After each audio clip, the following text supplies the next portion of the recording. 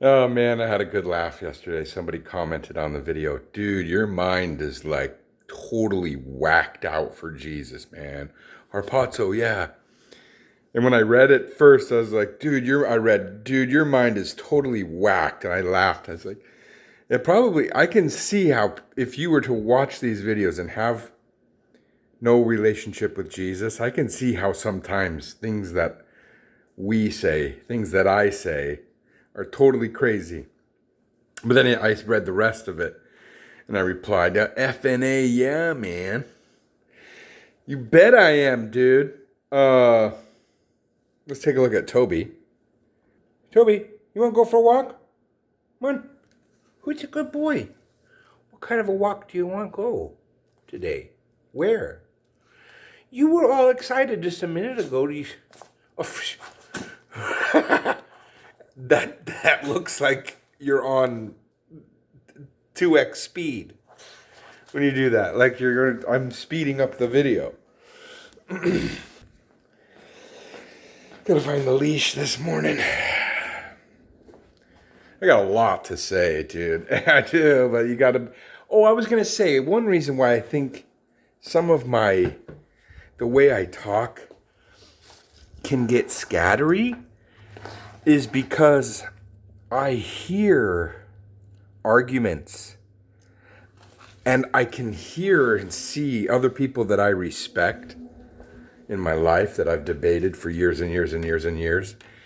I can hear and see them speaking to me and like arguing against what I say or bringing up points or asking questions. And then I'll answer them. So then I'll forget what I'm talking about kind of because I'm answering arguments. Which is cool, but I do want to try to focus better on delivering a clear message. Like I'll watch some of the videos and be like, I didn't even finish that statement and went down a whole different. It's all good. The Lord, see, this morning I was up at like 4:30 this morning because I had to take my little daughter to her little summer camp. And those are opportunities that I do read my Bible. Most of the time in life, I've just neglected sitting down and reading the Bible and just being with Jesus. Really neglected that in this latter stages of my life. But when I do, man, I'm just boom, John 13, 14, 15, 16, 17. Those are my favorite. When Jesus starts like revealing the secrets and he really solidify his promises and he's telling them, hey, I'm going. And they don't get it. It's my favorite part of the Bible. He's telling his best friends, all right, well, it's time. They're going to kill me and I'm going to die. And then I'm going to the Father's house and I'm going to send you the Holy Spirit. I'm going to prepare a place for you. And you can just feel his friends having no idea what he's talking about. And he just reassures them over and over. You know me. You know the Father.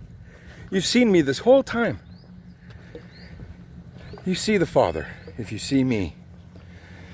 And that'll encourage you to then, when you go read the Gospels and go see how Jesus was with the sinner, the hurting, the diseased, the possessed, the wicked who went to him. Jesus healed them all. That's the Father, healing. And that's, we all need it every day in this fallen world. We need God's mercy and grace. Now, what else was Jesus like? He was really tough on religious folk who would bar people from approaching Jesus. Even his own disciples would. They held back, and Jesus said, no, stop. Let the children come to me. And also, when he came down from the Sermon on the Mount, What did he do? The leper ran up to him and said, "If you are willing, you can heal me." And Jesus said, "I am willing." And he touched him and healed him.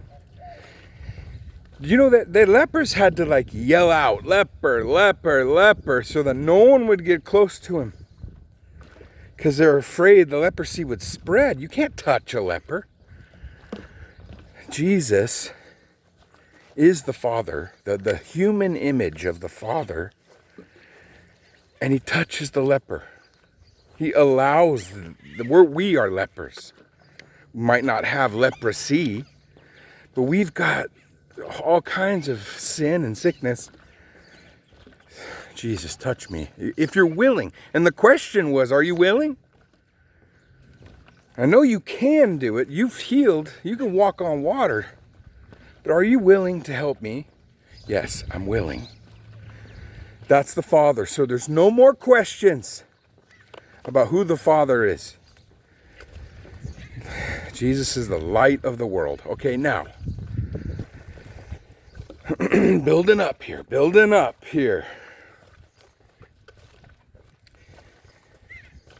I'm making this cool documentary that I haven't released yet. I can't release it until certain things fall into place. Can't release it until that happens. And it's awesome documentary. Yesterday, I stumble into an interview with a, how do I classify this person? An awesome special forces Army vet from Vietnam. Amazing dude. One of my favorite people I've ever met. And we interview the guy. And you know, somehow we talked about the Pentagon. And how I asked him, I said, "Do you guys remember?" And I'm asking you. Now there's a reason I'm bringing this up.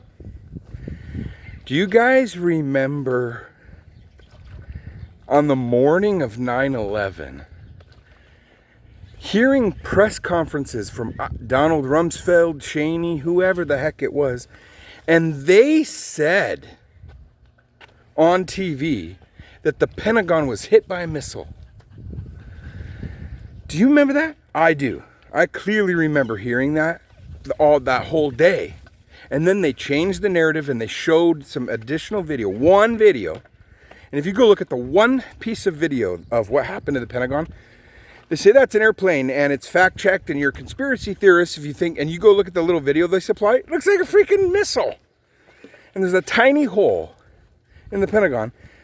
No dead bodies from the airplane. Anyway, it's riddled. This guy now, this special forces guy, he's probably, you know, he's a Vietnam guy, so he's a little older now. He had brothers that worked in the Pentagon who went and cleaned up the impact site. There was no plane wreckage, and they found the rocketeering engines that for a Tomahawk missile, all in there, and no like wings that on how a plane would crash into a building. It'd be widespread. It was a tiny little hole, and they covered it up with an American flag, and they showed that video. Do you guys remember that? Okay, why are you bringing that up, dude? They lie. Now, when I was in college at WSU, I was Fox News every day. George Bush, Team America, World Police, kill them all. They attacked us. We need to go fight every terrorist in this world. And if anybody had tried to show me, like, I was like, no, that's stupid conspiracy. Stop wasting my time, you know. But when I finally, in 2013, I think, I watched documentaries, I saw about Building 7. And you start to see, oh my God, this was a planned destruction. Now, nobody knows the truth, except for maybe the few that did it. But that's when it started in my mind of like, this isn't right. This isn't right. They've been lying. And the Pentagon thing, that's lying. So it's all a lie. 9/11, now I'm 100% black-pilled. It's all a lie. And I know I've got my ideas on what the answer is. So this awesome interview with this special forces dude and how he had brothers there. It's a total lie. It was a missile. And it was shot from our own military bases. It's not shot from a submarine or some boat or some bin Laden encampment. It couldn't have been. And the reason they shot it there is because that's where the giant servers were to have all the data that they needed to erase. And that's what was in Building 7. They had to erase the data. So, why are you bringing this up? Well, then I asked him, have you ever been to Area 51? And he said, yes. He had been down to the 4th level where the deconstruction, reconstruction of the UFOs were when they were building the stealth bomber, and how it was all based on the technology they had from the crashed UFOs. And I was like, go on, tell me more. What'd you see? And I was like, did you see any aliens? He said, yes.